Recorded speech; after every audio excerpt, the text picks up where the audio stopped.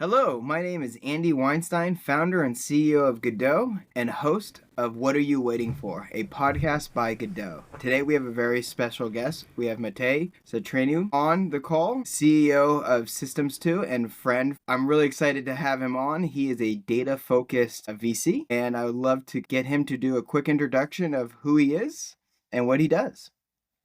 Well, thank you so much for having me, Andy. This is, it's a pleasure to be here. My short background, professionally at least, is that I started off in investment banking at a little place called Lehman Brothers back in 2007. That was a year before the world melted down around institutions like Lehman. I was lucky enough to get fired at the beginning of the summer of '08, which meant I was able to find another job before Lehman went completely bankrupt that fall. And I ended up at a hedge fund where I spent the good part of the next decade. And it was a really interesting experience. There was a $25 billion hedge fund that was focusing on primarily distressed assets, but across a wide range of industries, and was mostly credit, but also did a bunch of equity work. I spent most of my time there as a quant in an otherwise very fundamental shop, where I ultimately started using alternative data in the investment process to answer the questions that our investment team had about the companies that we were working on. And I fell in love with that. It just made sense to me that data is how you can really get to know a company at the level that we were aiming to know these companies. And about 10 years ago, I left to start System2, and System2 is we're a data science consultancy. We work with investors, mostly hedge funds, private equity funds, to help them in their research process around these deep dive questions in various sectors where the aim is to understand the companies. And oftentimes the goal is to understand them better than they understand themselves in order to then figure out how to make capital allocation decisions to these entities.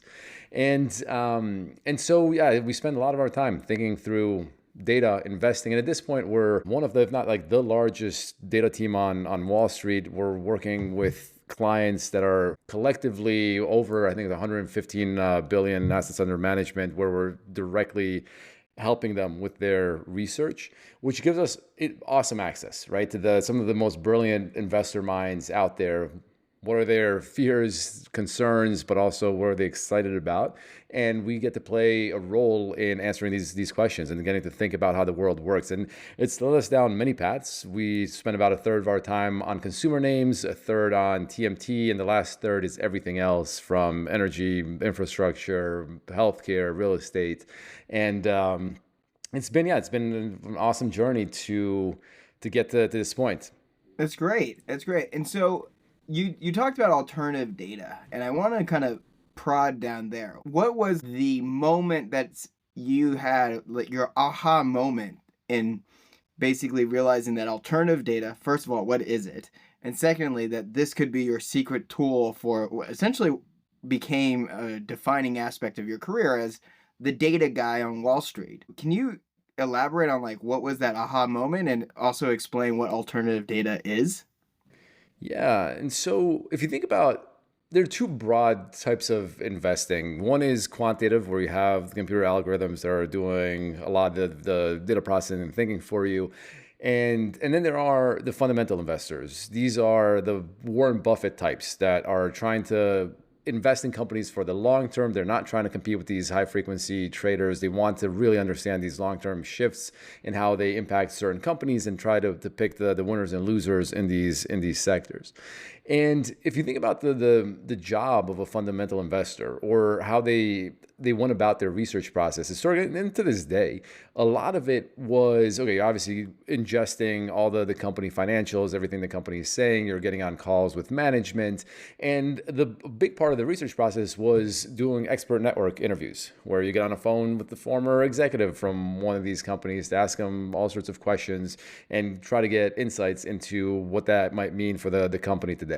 There are obviously a lot of regulations around that. You can't ask people directly at the company these types of questions, or you get burnt with insider trading, which has happened even within my career. But the goal is to understand this. The issue that I saw from the way that this research was conducted was that even when we're talking to experts, you're reading news articles, it is very much anecdotal. You're getting a story from someone who has all sorts of different biases, and you're trying to then piece together a bunch of these data points into a larger mosaic that can help inform your investment decision. That just There was something off about that to me. Even if you do interviews with 10, 20, 30 people, which by the way gets very expensive when you pay the rents, the rates that these expert networks charge for those conversations. It also takes a lot of time, right? Because you have to spend at least an hour on the phone with these different people, and your sample size, like your N in statistical terms, is still 20, 30, 50. It is not enough if you have any sort of statistical training to understand that this is not a statistically significant sample to really understand what's going on with the company. I started doing more of this alternative data work back in 2013. Everyone was talking about big data. There were all these data sets that were coming around. There were tons of companies that are collecting data, and all of a sudden you have like millions, billions of rows, not just 20 to 30 that you can analyze to get a sense of what is actually happening with these companies. And it became clear to me that this was a better way of doing research. And let me put it differently. Like when I was at the hedge fund, we had the chief investment officer, his fund. He was brilliant, like a brilliant investor. You walk into a meeting with him, and just the questions he was asking, the level of expertise that he had, made me as a junior guy look at him and be like, "There's no friggin' way I can compete with him." Right? He's so much at a completely different level than where I am. And as an ambitious young person, that's not a reassuring thing to see. And then when I came across data, I was like, any idiot can figure this stuff out. And so I'll give you a concrete example of some of these early projects that were extremely helpful. Like one of the questions around Netflix was, and still is, the number of subscribers they have. Well, back in the day, this is like 10, 15 years ago, when you signed up for a Netflix account, you would get a user ID. And that user ID, and you can see it in the URL after you basically create the account. It turned out that it was sequential. It was a number. And what you can do is you can sign up every month for a new Netflix account, and then you can get a different user ID, a different number, subtract those two numbers, and you can figure out how many other people have signed up for Netflix in between. And all of a sudden, on a name that trades around these subscribers, you can know for sure how many Netflix subscribers were added that week, that month, etc. And again, like anybody with that piece of information can figure out how to trade that stock. You did not need to be this brilliant investor in order to do it. And so seeing some of these early examples really got me excited about the opportunity of using data to make investment decisions. But it's not easy, and we can talk more about this, but doing anything entrepreneurial within a larger organization had its challenges, but that's where the seed was planted for me. And by the way, this was not my idea. The whole like Netflix subscriber thing, this is something that someone else had done. I just came across it. But it changed my whole viewpoint on investing, and it got me really excited about what the future potential of it is. That's great. Like I have a similar data experience where I started to realize there was a correlation between how much brand Pepsi people were drinking, the toilet paper, and the soap usage at an account. And I was able to identify essentially what is the foot traffic at that account. And therefore, I could see if it's increasing, are we getting the increased opportunities? Or if it is decreasing, are we missing? And did we silently lose the account? And so it was one of those things where the data tells you a picture, but you have to understand the context in which that data is generated. And what you're talking about is basically finding these little contextual clues, which was sign up, sequential information on Netflix, and then therefore you knew how many people were signing up, and the value of that business was just a multiplication problem, right? It was $7.99 times what number are we at today? Boom, now we have that full number. How have you been able to take some of those learnings in which you see these data and make it work at System2 to really run away? Like, do you have a clear example of a runaway of success using a data point that was in front of everybody, but you're the only one who saw that pattern emerge. Yeah, yeah, absolutely. And by the way, I'd love to hear from you at some point, like what the relationship was between the Pepsi products and toilet paper and everything else, because it's exactly to your point, like to understand not just, okay, there's some signals in the data, but what is the story that ties it all together is extremely important, especially in the line of work that we're doing with our client base, where again, you're not talking to algorithms. You want to explain your findings to people in such a way that it makes sense to them, where it's not a black box model that came up with some pattern that you then don't know whether you can trust or not. So yeah, I think that's these interpretations and being able to really tell the story of why this makes sense is extremely important to build up that trust in these models. Yeah, well, for me, what I saw in the Pepsi side was I realized out of any given population, you would have a relatively consistent sale of brand Pepsi to the amount of bodies because uh, the, let's say, consumer base was pretty consistent. Unlike with a limited time offer product, which would have a huge increase of trial on the front end and then die on the back end, where the data sets from, let's say a Mountain Dew Baja Blast would not really tell you foot traffic as much as people buying that new product. While Pepsi is a pretty consistent thing. Even if we discount it, the volume is pretty consistent. And so that's why I was using Pepsi as one of these brand Pepsi as one of these center points. And the other one was hand soap and toilet paper, as you can't really fake going to the bathroom and you can't fake washing your hands. And especially during COVID, the, let's say, use of soap became much more correlative to people, which became, let's say, another observation of many people don't wash their hands after going to the bathroom, right?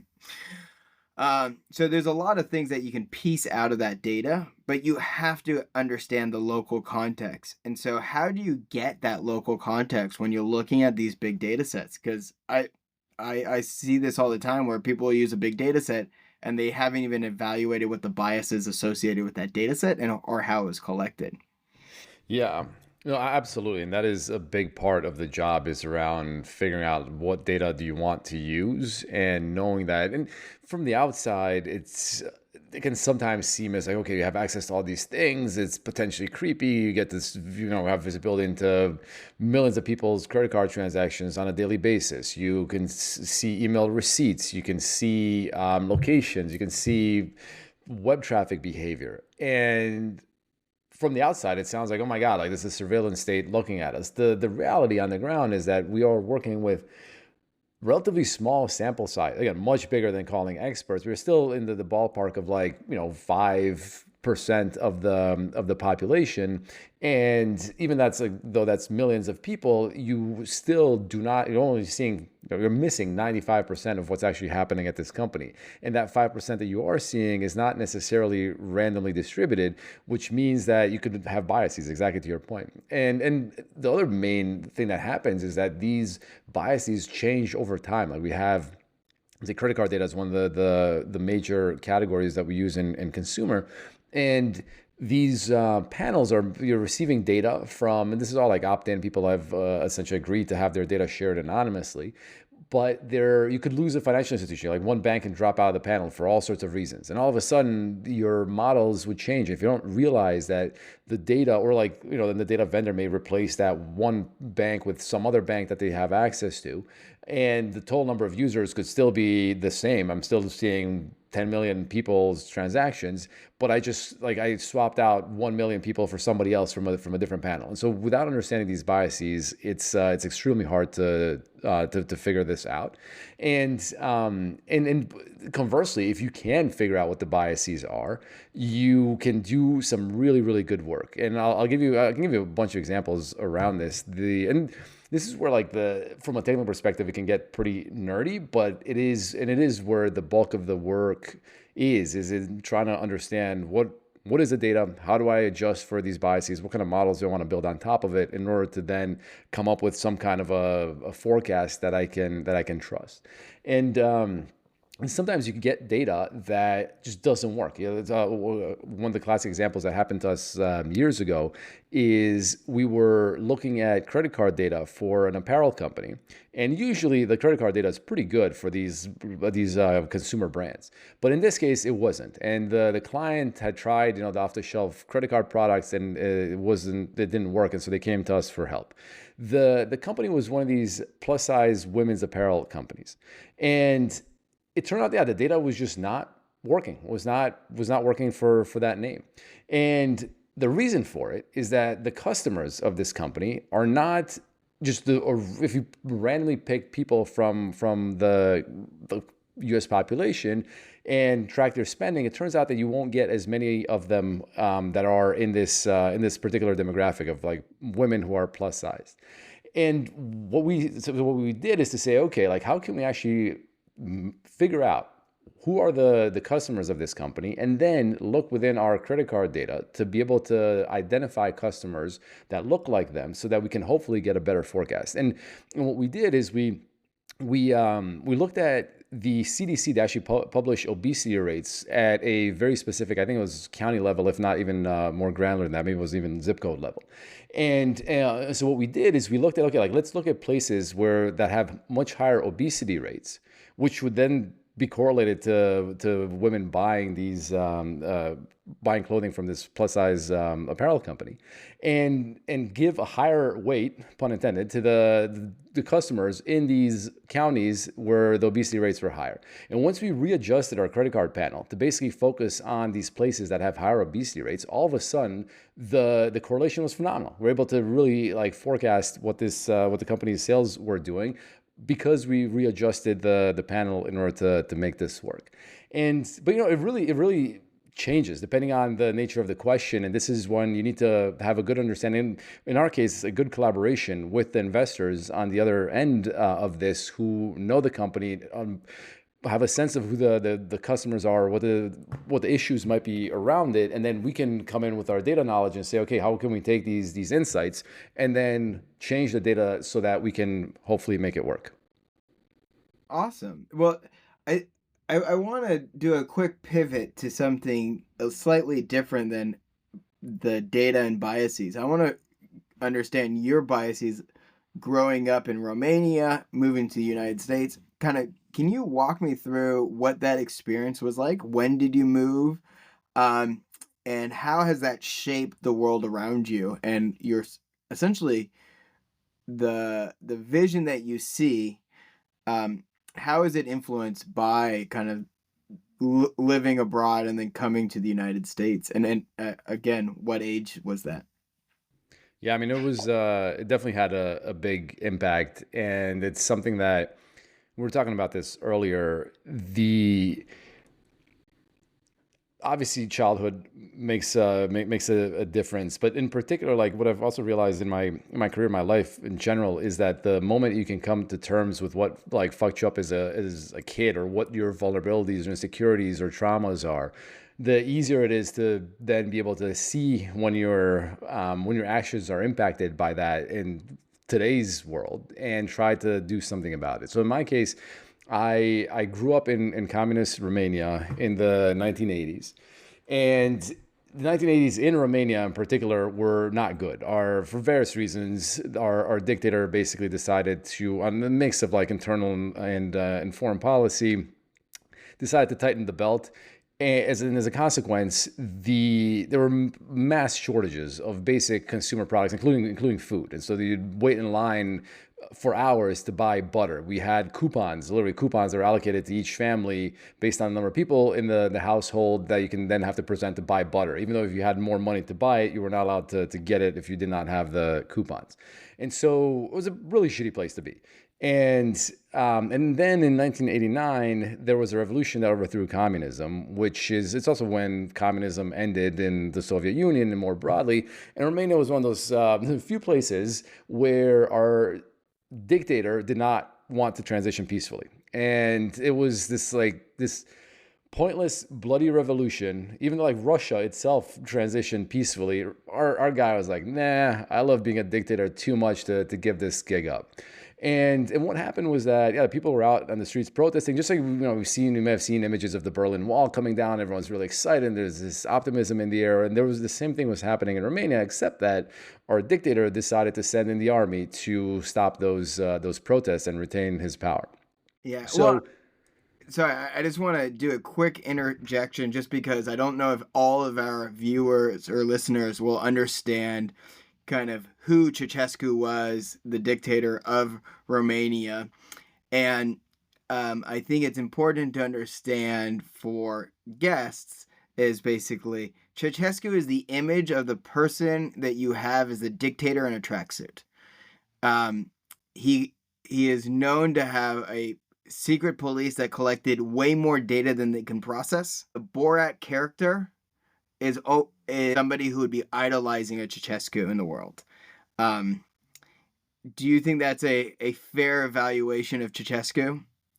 oh, absolutely. And for those who are interested, there are some really great videos that are now on YouTube. If you search for Ceausescu North Korea, there is a video of when he went to North Korea. I think this was in the late 70s or so.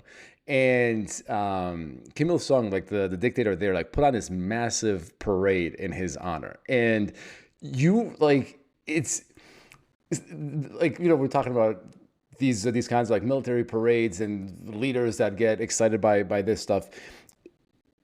Watching that is absolutely insane to a modern audience. Exactly to your point. It's the stuff that's out of movies where you see these like tracksuit like dictators going in there, and there's everybody, like all the citizens of freaking like North Korea were lining the streets carrying flags, but more importantly than that, they were acting in unison. There's like the last sequence of this is them at a stadium, like a sports stadium, where they put on this kind of parade, and everyone in the audience they're sitting in the stands on one side, and on the other side is there are a bunch of people, and all of a sudden the people are holding up different signs that spell out this, his name, and they say like, we love Romania, and that level of not just of coordination and of making the dictator feel special is it's just like really hard to wrap your head around. And the interesting consequence of this, I was talking to my mom about this, and she's like, yeah, you know what happened immediately after that? He came back to Romania. It's like, why don't my people throw me these kinds of parties? And then a kid, like she was a young girl at the time. She's like, yeah, like in schools, we would be forced to like rehearse these like dances and things to put on for the national whatever like event that was meant to be like for Romania more broadly, but it really was a party for him. And yeah, and to your point, like you watch these guys like at the end of it, and like I wasn't a popular kid in school, and you can get into that, but these are the guys that we would get like picked on hard in middle school, like super nerds wearing their like ill-fitting clothes, and they're like so excited that the whole freaking world, they're like at a sporting event they have never participated in as an athlete, and now the whole freaking world is like cheering them on as having achieved this phenomenal glory. And no, that's exactly right. And it's it's separately like a just very interesting case study into a man who came from humble beginnings that then amassed so much power, and that got to his head to the point where, fast forward to 1989, he's using the military to try to hold on to that power. And to tie that to me personally, what was happening then is like my dad was a young doctor, and as this revolution started unfolding, he was trying to help people. So he was working in an ambulance. They were going out to tend to the wounded that were coming out of these protests. And it got so bad that they were getting calls of people who were shot. They would get there, and the military would threaten them at gunpoint and tell them to get the hell out of there because they did not want any witnesses to essentially war crimes. And so, especially as any person, but especially as a doctor, when you're like, you can go in, the whole point is to go in there and help these people, and you're being threatened to leave, and like you didn't see anything, get out of here. That's not only, I mean, yeah, it's just like it's a very shitty situation to be in, and combined with the fact that my mom had always wanted to leave Romania, and after the revolution, and by the way, there's a quick note on how it all ended. Within a couple of weeks, they like Ceausescu ended up like fleeing when he realized that things weren't going well. They caught him. They had a mock trial and executed him on Christmas Day. all within the span of a couple of weeks. So it was a very quick and quick end to his dictatorship, when in fact it could have been a peaceful transition like everywhere else in, the Iron Bloc, that transitioned peacefully. And so to get back to my story and how that impacted me, I was a young kid. I was 6 years old at the time. I still remember going out in the streets and sort of like protesting, singing with my family, and there was an air of excitement. And then shit got real. All these people were shooting everywhere. I remember finding bullet casings on the streets. And finally, my mom was like, look, they opened up the borders after he went down, and she's like, I want to get out of here. This isn't the kind of life that I want for my family. And so they decided to leave. And I'll never forget the night that my mom came into my room. I was 6 years old. My brother was 3. We were about to go to sleep, and she's like, hey, tomorrow we're going to America. And I'm like, oh, amazing. America sounds awesome. I can't wait. And she's like, yeah, but we can't bring you and your brother with us right away because we need to get established. We don't have any money, but we'll bring you guys in a couple of months. We just need to wait a little bit. I immediately start bawling. I don't want them to leave. I try not to fall asleep and stay awake to prevent them from leaving. Unfortunately, I'm a phenomenal sleeper. I passed right out, and I woke up the next morning. They were gone. And instead of a couple of months, it took us almost 4 years to be reunited, during which period we were raised by our grandparents, which was honestly a silver lining because we got really close to the grandparents. And then when we finally did come to America, it was very different. Like, my dad was a young doctor when he left Romania. In the US, he did not speak any English. He had to learn English. He was working in gas stations. My mom worked as a salesperson at Express in the mall. And so when I moved to the US, we were objectively poor. Even though it didn't feel that way, especially coming from a place like Romania, I felt like I was the richest kid in the world with all the yard sale Legos that we were able to pick up. But it was an old school immigrant journey. My dad learned English, had to retake his licensing exams. It took him almost 10 years before he started working as a doctor again. And during that time, we just grew up pretty poor, but stayed in school, did that whole thing, and then ended up getting that job on Wall Street. There's a giant jump of you went to college, right? And then you went to get that job on Wall Street working for Lehman Brothers. And I'm hoping that you save the pen ink within that Lehman Brothers pen, because that was really important for them to make their bottom line. But exactly. But I want to kind of piece out some of that experience that you had growing up with your grandparents while your parents kind of stabilized in the United States, and how it sounds like when you came to the United States, you didn't feel like it was stabilized, even though they feel like it was. Can you kind of walk me through how that experience of going from a destabilized environment in Romania with your growing up with your grandparents to the United States, and how that kind of really shaped your vision of what you want to accomplish in the world, right? I think getting into finance directly out of college from that background is not so absurd, because you want to get a certain level of security that essentially capital can afford you. And how was it growing up with essentially a generational skip with your grandparents who saw the world in a completely different lens than what you would see coming to the United States? Yeah, look, I mean, I think kids are very resilient, and none of this is to say I had a bad childhood. I actually have very fond memories of my childhood. I had a really nice childhood. And part of that is it's all relative. In Romania, even though everything was terrible and we were poor, the fact that my parents were in America and they in America were poor, but they were still able to really go to yard sales and buy boxes of used toys and ship them to us in Romania. And those are things that none of my friends there even knew existed. We had walkie-talkies, we had all these crazy games, electronic games that just didn't exist. You couldn't even buy in Romania, even if you're the richest person there, right? So we felt pretty cool to have parents in America. And the grandparents side of it was, again, honestly awesome. And I have young kids now, and with people with kids in general, it's hard, right? Because you have to be at work, you have all these other obligations, you have your own hopes, dreams, and ambitions that you want to achieve. Whereas being raised by grandparents, like they were done with all of that. They're on this second mountain of life, as has been described before, right? Where it's not so much about like me, and my ego and trying to do all these things. It's more about giving back to the world and appreciating the world. And being raised by two people who are retired was great. Like they had nothing to do but hang out with us and tell us stories and be there for us in whatever it is that we were trying to do. So that part of it was really nice to have someone there that's unconditionally loves you and has nothing else, no other goal than to try to raise you to be the best person that you can be.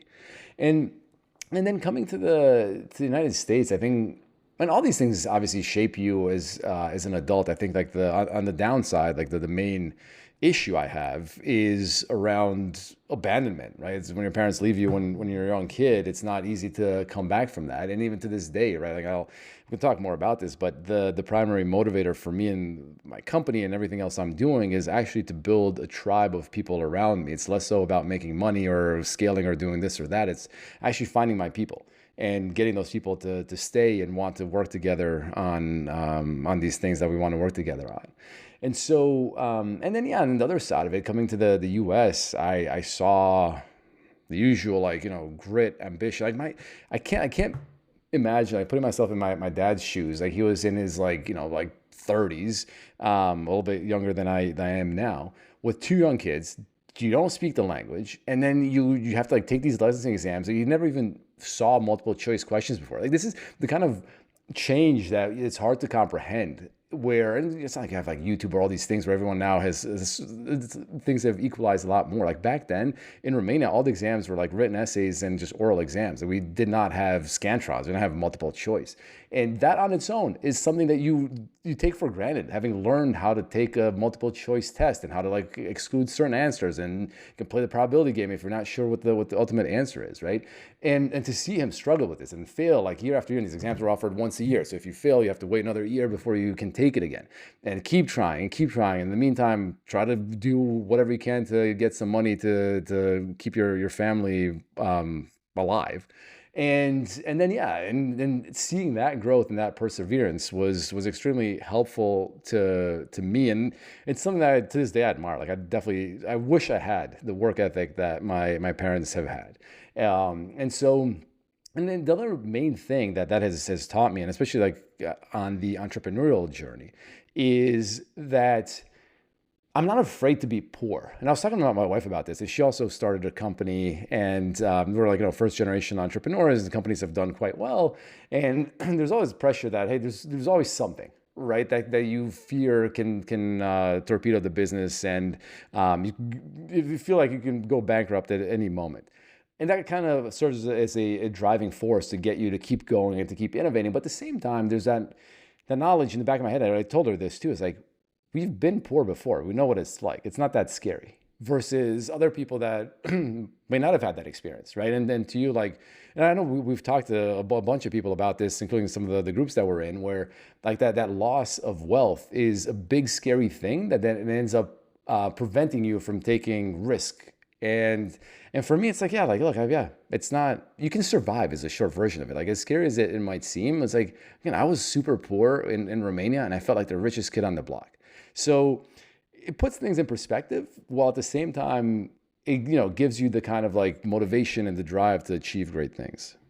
Yeah, well, I think you hit on so many things, and one of the things that kind of stands out is it always takes a village, right? No matter how much people think that they're doing something alone, there's always this support system around us, and I would say that it's almost even more unfair as we have, let's say, accumulated wealth either through multi-generational wealth like me, or for you really kind of done a lot of it on your you're that first generation of real wealth building. And it's never alone, right? You're never alone. The reasons why your parents were able to send you back the gifts of the Legos from a yard sale was because your grandparents were around. The reason why I was able to study abroad so often was not just because I went to a French American school, but because we had friends in places in France that would essentially take me in to go to these government camps or any type of summer camp experience. How how would you explain the village that you're building right now, and what are kind of the key pieces that you are bringing into that village to make sure that your children have a better future than you did, and than your parents did and your grandparents did?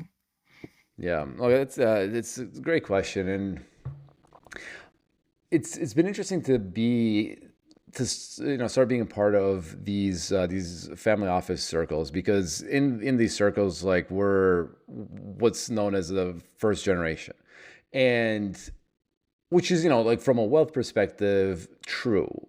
But exactly to your point, is like, we did not spontaneously arrive on this planet. There are many generations behind me that led to where I am today, and have made tons of sacrifices and given us a ton of things to get here. And whether it was, my parents moving to America, which I've often asked myself, what would have happened to me had I still stayed in Romania, like some of my friends who are still in Romania. What would my life have been like there?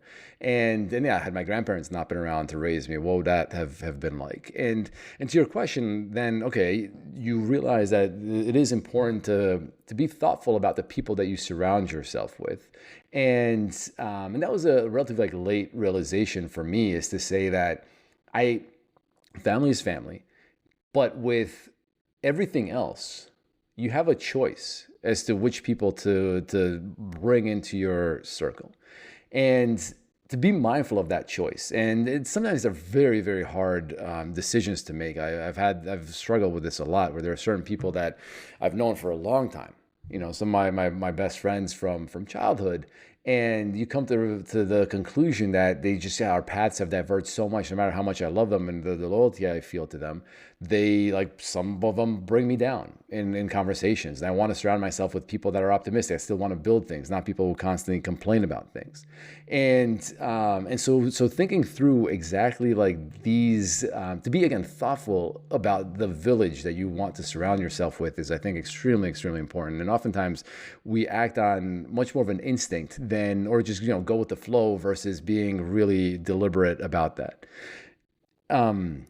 And so, yeah, like, what we're doing today, and even so we named our family office the Great Hall, and that's in reference to the medieval great halls, or the center of secular activity, where the tribe would get together, right? It's where the Vikings got together to not just, like, eat and drink and throw parties, but also to plan on taking over the world. And it's a place that you'd come back to either, like, enjoy the victories, or to lick your wounds after a defeat. And so what that has translated to me now is, like, it's honestly been through work, right? Like, work has been the best place to be able to, like, pick your team. And I remember when I first started the company, I was talking to my wife after a couple of years, and I was like, I really like all the people I'm working with. And she's like, yeah, no shit, you hired them all. And that's when it really clicked. It's like, oh, wow, I can be deliberate. I can be intentional as to the people I surround myself with, people that I want to achieve great things with, right? Because it's not just about, like, partying and doing, and yes, there's some benefit to that, but what really motivates me, what really excites me, is work, right? We human beings, we derive pleasure from work, and especially working with other people to achieve goals that are bigger than any one of us. And so it's been this, and then reflecting back on your childhood and other experiences, mentorship, people that have been important to you, to try to model that in your life today, to figure out, who do you want on your ship, who do you want to be part of the journey with you. Yeah, I love the purposefulness, right? Like, not just being, um, not to steal a line from PepsiCo, where it's like, perform with purpose.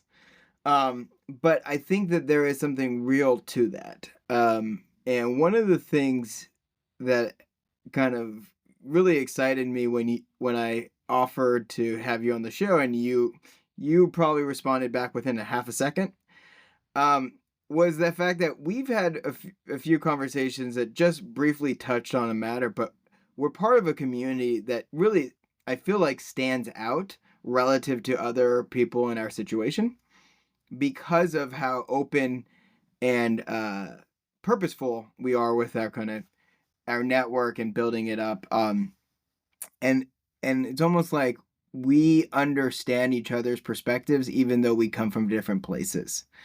And I wanted to get almost like a snapshot of, does your friend group reflect who you are or complement who you are?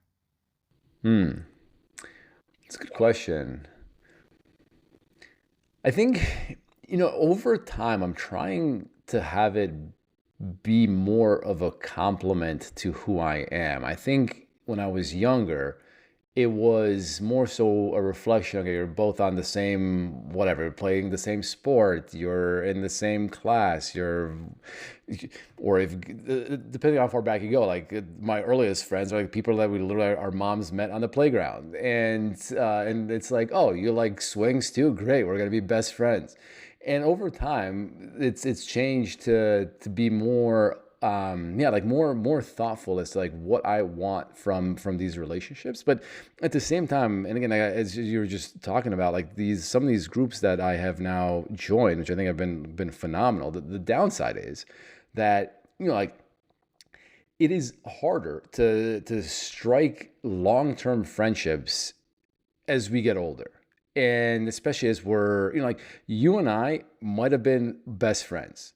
And like right now, we have a lot more shared interests. Like we would objectively have a better time, maybe like talking, like discussing work things, life things, etc.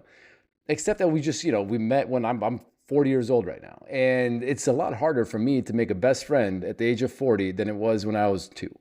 And that is like a really, like, I don't know, it's kind of a shitty thing. And that's something that I've been trying to figure out ways. I mean, yes, there are like networks, there are certain things that you can do, but it takes effort. It takes a lot of effort, and also takes other more trivial things, like the fact that we don't live in the same neighborhood.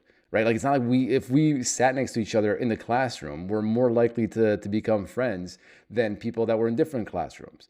And so this proximity, and it's one of the things that we have a bunch of friends in common actually who work in real estate. And it's been a fascinating question to me. And I've been asking some of them this question. Is like, basically, I have all these resources, all this money, all this real estate. Like, what would you do if you can build anything? It didn't matter to you what the ROI on that investment project would be. Like, what would you build? And for me, like the answer to that question is I would love to build some version of a commune, right? Like a place where a community where all these people that I really admire and I'd want to learn from, we actually live together and we share meals. I think going back to the Great Hall analogy from earlier, it's like there is something real about getting together, sharing a meal, but also discussing how we want to take over the world. Like, what are the businesses we're working on? What is the work that needs to be done in order to achieve this? And so, I think it's like as I've gotten older, like this. These friendships have changed, but I think there's still plenty of room to go, and sometimes it goes back to these old school, like to your point, the villages, right? Like there was something great about being in a village where the kids would be raised by grandparents, other family members, the parents would be off working, doing the things I need to do to sustain everybody. But then there's also these, like, the roles of like uncles, friends. And I think about this with my own kids, is that there's only so much that you can teach your kids. And at a certain point, your kids don't even want your advice anymore. And that's normal, right? Like as they become teenagers and so on, they naturally start to push away from their nuclear family. And that's where these other the friends of the parents or the uncles, aunts can play a major role in shaping your children, because the kids are more likely to listen to their advice. Again, it's all like evolutionary stuff that's been programmed into us. And so I would love to get to a place where we can be more thoughtful at a community level, where not just work and not just family. Yeah, I love the concept of like these, let's call them great communes, right? Like groups of people working together to live together and create kind of this, I don't know how to say utopia, but this network that kind of reinforces and grows together. And I feel like in many ways we do that by establishing our own tribes. And sometimes we establish tribes through our commonalities, or sometimes we establish tribes through things that we don't like. There are Philadelphia Eagle fans that align with Commanders fans because they hate the Cowboys, right? And sometimes we have these big networks of people who are always doing the same thing. Like you mentioned the real estate folks. The real estate folks all have a certain language that they talk, right? It's fascinating to hear when they slip in just in their normal conversation terms of art. And I just want to know, like, as we are trying to build these communes and you're thinking about this great hall, which by the way, I love that concept. Are you thinking of actually creating a community? Have you probably reached out to some of our buddies and been like, "Hey, I know you have this building that you don't know what to do. Let's turn it into a giant home for 20 families," and that we kind of, you know, create this community of the future, or is this just uh, a 10-year plan?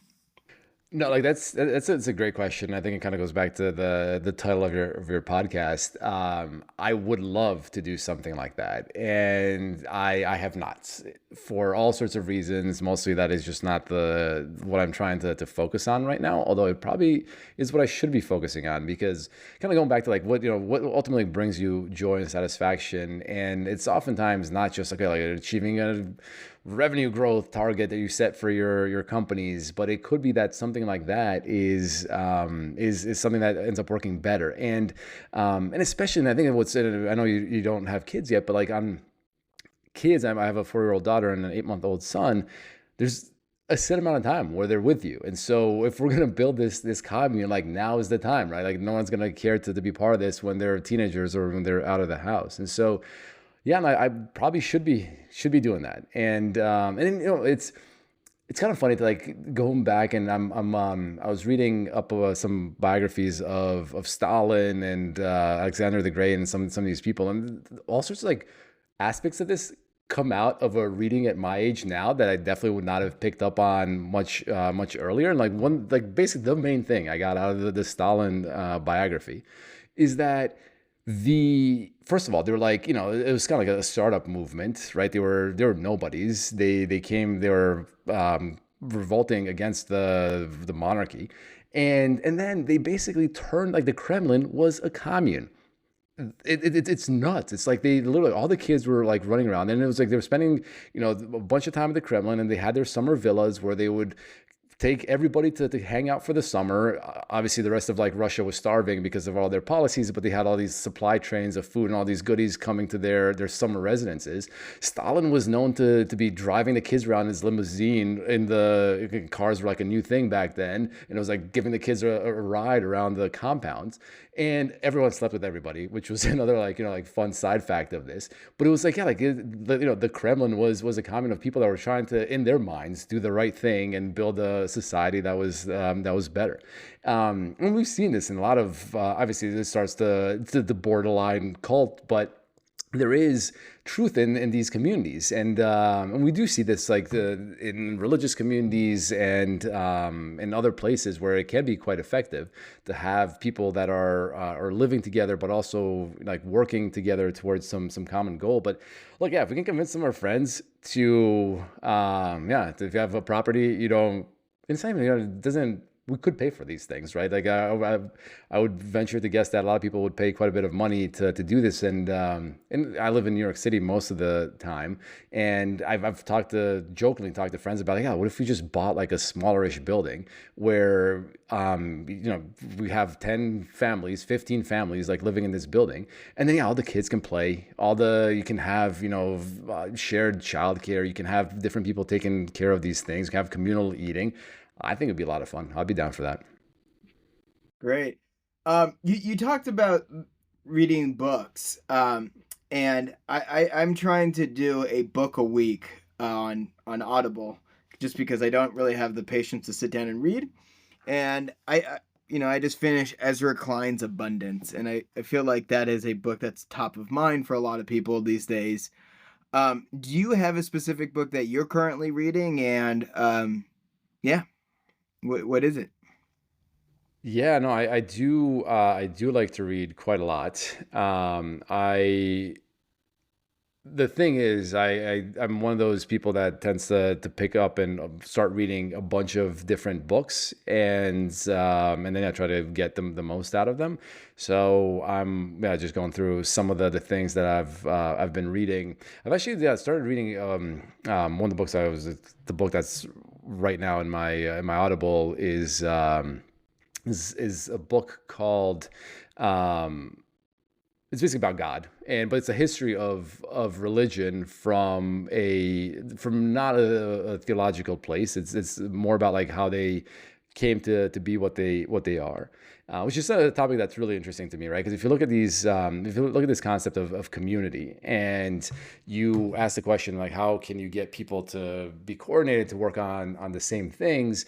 There are certain institutions that have done a phenomenal job around that. Religion being one of them, right? And how do you get people for thousands of years to stay within their communities and to build up these communities, help each other out? It's non-trivial. As anybody knows, like to keep a company like these days alive for a decade is nuts.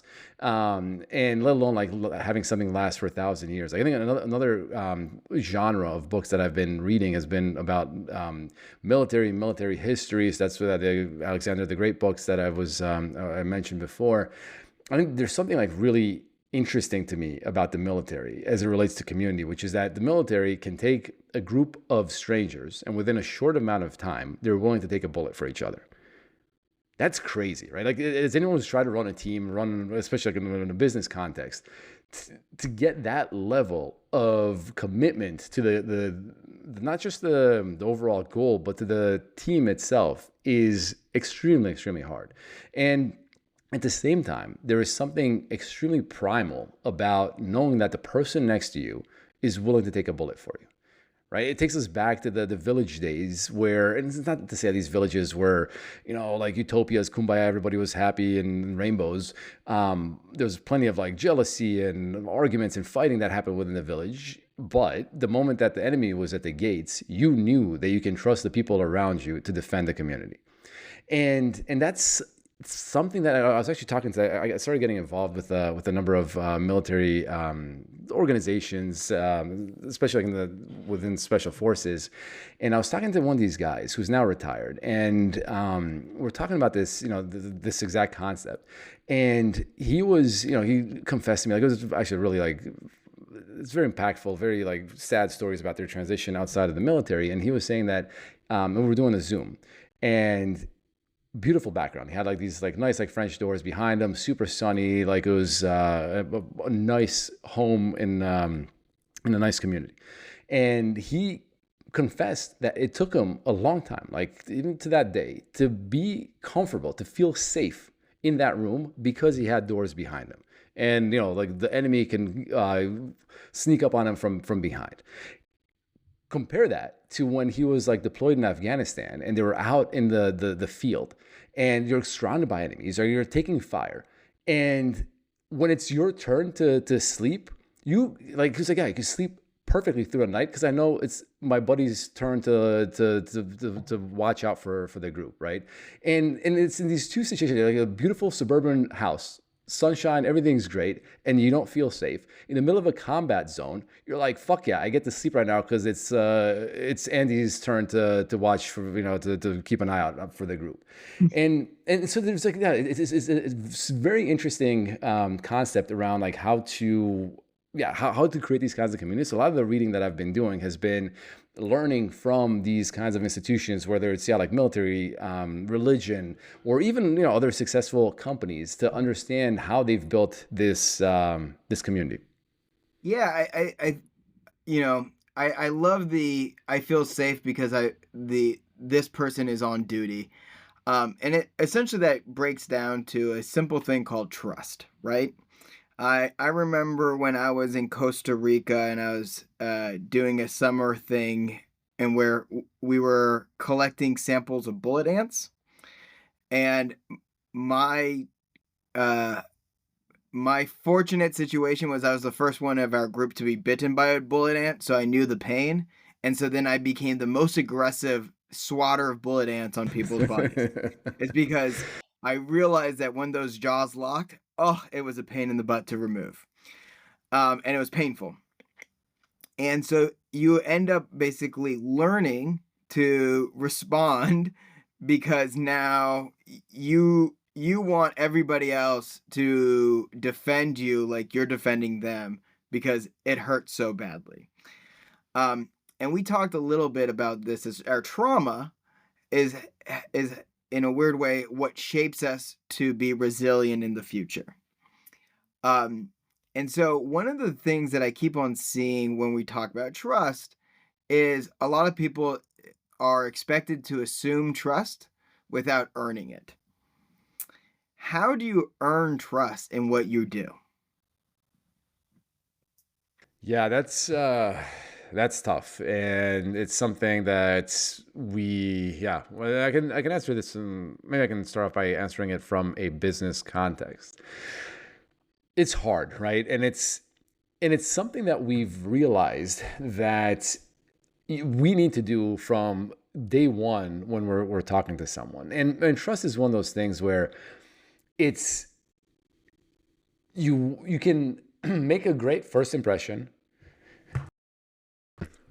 You make a great first impression, and that says a lot, right? So within the first couple of like minutes of talking to someone, you get a sense of whether this person is trustworthy or not. Super biased, lots of, like this is like where biology, your own experiences come in, and you look at what that person is signaling, and you can see like, okay, do I feel like this person is signaling trust or not? Which is extremely important, right? Because you can gloss over this aspect of it, but it's extremely, extremely important. Like if people share some of your values or your life experiences, it is easier to trust them right off the bat. Having said that, it then takes a lifetime, right, to continue to like earn that and to build and earn that trust. There's an immediate, like almost biological aspect to it. And then there's something that needs to be worked on over a long period of time. And at System2, we like to say that our clients, when they first started working with us, they are putting us through an arbitrary test. It's arbitrary because we have no idea what the criteria is. We don't know when the evaluation is happening. But what we do know for sure is that we are being tested. And it's extremely important to realize that in any relationship, like you are going through this arbitrary test the moment you start talking to that person. And you will know, by the way, when you have passed the test or failed it. Because when you pass it, all of a sudden, so in the beginning, and again, from more context, is like we're helping our clients do research, and we'll send them something, and then they ask us a bunch of like questions. Go, are you sure about that? Or what about this? What about that? And at some point, it transitions to like, okay, cool. Like, what about this? Like, okay, cool. Like, let's move on to the next thing, where they trust us enough to not poke holes in our analyses, not try to like micromanage, and we can move on to a more collaborative flow kind of state where we're each bouncing ideas off each other. We've become a partner and not someone that they're kind of questioning. And yeah, it's this trust thing is obviously also really easy to lose. And different people care about slightly different things. That's why the test is arbitrary. Like, but some of the commonalities are, okay, you want to have attention to detail. Like you can't. Some people care more about that than others. Some people, like, we're all going to make mistakes. Ideally, you don't make mistakes. And that is a very high standard that we try to hold ourselves to, because the moment you make any mistake, in some cases, all the arbitrary test for a client is one mistake, and that's it. And they've lost trust, and you're done.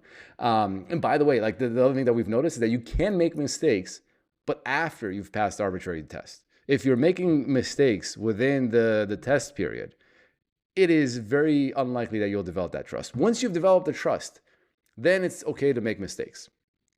These are all like things that we never really like conceptualized or thought about until we had to live that experience. And because everyone's like, oh, everyone understands that conceptually that you can make a mistake and you can move past it. We're all human, we all make mistakes, but it's not really true. Like in that initial period, you have to be super detail oriented. You have to try your ass off, and then at some point, like that bar lowers a little bit, where people know that you generally do a good job, so they start excusing like one or two things that may have slipped through the cracks. And anyway, but this is something that we're continuously working on, right? And trying to understand, like, how do we do this? How do you? There's a lot of it too, is like being authentic, starting conversations with, trying to get to know the person, and while at the same time, like, there may be a business objective at some point, or there might be a business objective now, but be clear about that. And also like not, yeah, like just even the kinds of conversations we're having right now, like try to get to know the person, like figure out where they're coming from, what is it they're trying to solve for, and then, yeah, working towards a conclusion that can be beneficial to everybody. But no, trust is hard. Anyone who's obviously been in a relationship knows how much work it takes to build it. Yeah, no, I think that's great. And so we're coming towards the end, and I have a very important question. What are you waiting for? Yeah, it's a very good question, and I've been thinking about this ahead of this call, and part of it is that, let me answer this from a business context. I started off doing this data, whatever, AI stuff when I was still working within the fund. So I was very much an entrepreneur. And at that point, there were a lot of like frustrations, right? Trying to build something within a larger organization. And yeah, it was, everyone's like telling you, everyone's an obstructionist. I had a conversation recently with a friend, and he put it really well that when you're in these organizations, you're surrounded by obstructionists. You have the legal department, you have IT, you have sales. Everyone is trying to create their own like fiefdom, and if your thing in any way, not even competes with them, but it somehow takes away from what it is that they're trying to do, they're gonna put up some roadblocks. Yeah, I like to call it a vetocracy. It's where a veto is their access of power, and so therefore that's how they exercise it. And in many cases, they're using that veto as a way not to do work because they don't see what you see and the value of the work that you're working on. Yeah. Look, I love that. And honestly, this is something that's personal to me right now because I have a close friend who's joining an existing, like a large company to do something somewhat entrepreneurial. With them, been having these debates around what you can achieve in a large organization when you have access to tons of resources and arguably like much better people, because those people are like better paid. They've come from the most prestigious backgrounds, tons of experience, versus a startup that doesn't have any of that by definition, right? You have to make do with a motley crew of folks that for whatever reason want to be part of this. And somehow startups are still able to compete with these very large businesses. And exactly to your point about there's the vetocracy, there's all sorts of things that can happen within these organizations. I'm actually curious to get your take on that at some point, to see what works, what doesn't, what frameworks you'd have to think about these things, and what people can do to affect change and to continue to innovate within large organizations. But the point is, that answering your question, like, what am I waiting for? Like back then, I was like, I knew I wanted to do something else. And I came across, okay, so first of all, like it was a major shock for me, even going from investment banking to working at a hedge fund, in terms of just how much money people can make. And at that point, I was, a junior person, but I was still making like more money than anyone in my extended family was making. And yet it was a 100-person fund at the point, managing, like I said, about 25 billion.